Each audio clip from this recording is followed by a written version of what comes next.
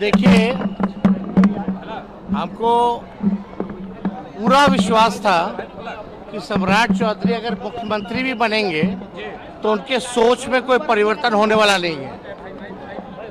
और आपको हमने पहले भी बताया था, सम्राट चौधरी जी का जो भी निर्णय हो, जो भी उनके मुद्दे हो, वो हमारे मुद्दे नहीं है।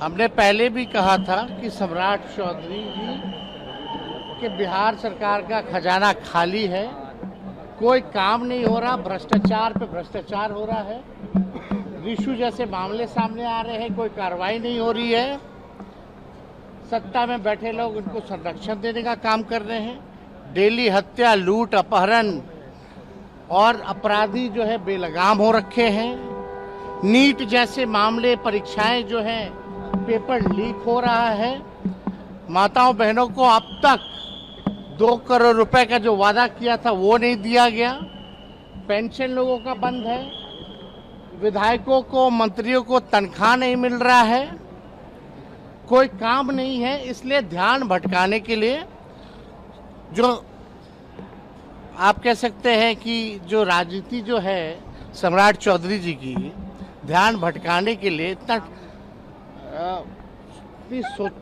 सोच है कि सुरक्षा ले लो, उस पर चर्चा कराओ। राबड़ी देवी जी के स्टेटस में 2005 के बाद से अब तक कोई बदलाव नहीं हुआ है, तो अचानक से 10 नंबर ही बंगला क्यों?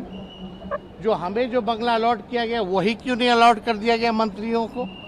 तो ये केवल न्यूज़ मीडिया में मैनेजमेंट बनाने के लिए, क्योंकि इनकी सरकार के पास पैसा नहीं है और ना इनमें विल पावर है कोई काम करने की। सम्राट चौधरी चीफ मिनिस्टर नहीं है, वो चीफ मिनिस्टर है, ये बात आप समझ लीजिए। He is not a chief minister, he is a chief minister.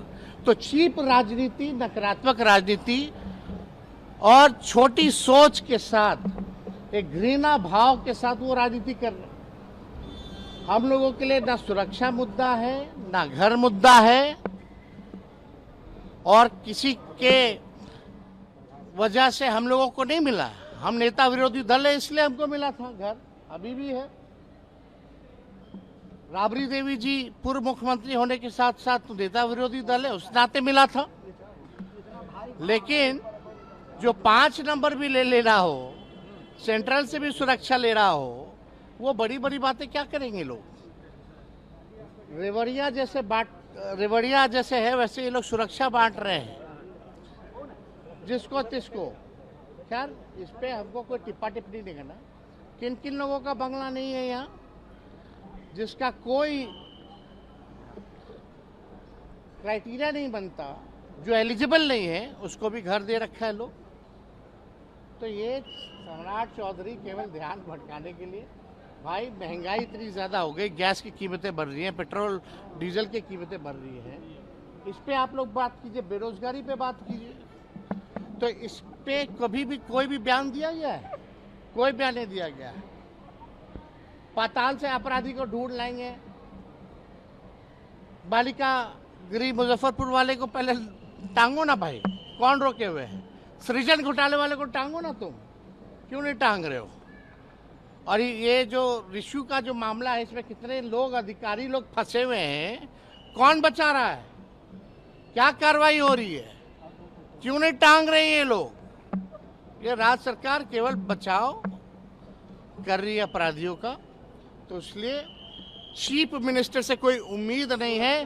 Bihar सबसे गरीब राज्य है, आज के डेट में भी बिहार को अव्वल राज्यों में ले जाने के लिए इनके पास कोई विजन नहीं है, कोई रोड मैप नहीं है। सुरक्षा लौटा दिया आपने, देश के आप लोगों ने वापस कर दिया सुरक्षा कर्मियों को। क्या मतलब भाई, हमारी सुरक्षा और कुछ हमें कोई जरूरत नहीं है।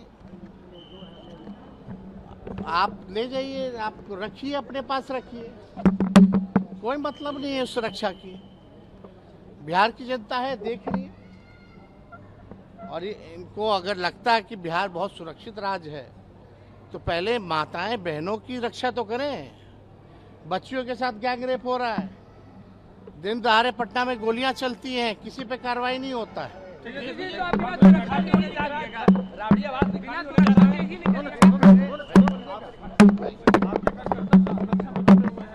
हमारे कार्यकर्ता बहादुर हैं, विचारधारा से सब लोग जुड़े हुए हैं और हम सभी राष्ट्रीय जनता दल के सभी कार्यकर्ताओं को दिल से धन्यवाद देना चाहते हैं कि संकट के घड़ी में भी जो संघर्ष के साथी हमारे लोग बने हैं, एक दिन समय आएगा कि सबको जवाब मिलेगा। ठीक है, थैंक यू।